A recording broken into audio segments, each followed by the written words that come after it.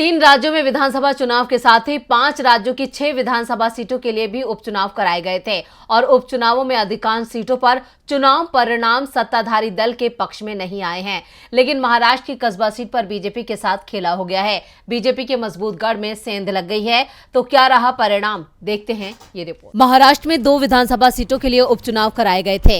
ये दोनों ही सीटें 2019 में बीजेपी ने बड़े अंतर से जीती थी और इस बार भी माना जा रहा था कि बीजेपी इन सीटों पर फिर से जीतने में कामयाब हो जाएगी।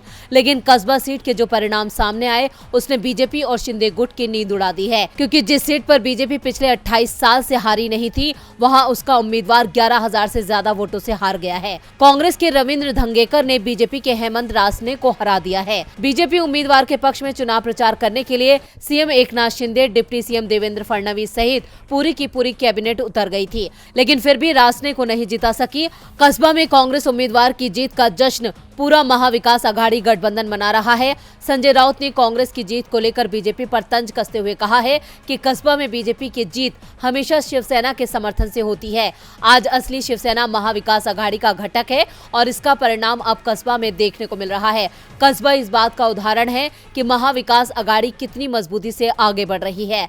दरअसल महाराष्ट्र में एकनाथ शिंदे की सरकार बनने के बाद ये पहली परीक्षा थी और इस परीक्षा में बीजेपी शिंदे गठबंधन फेल होता दिख रहा है।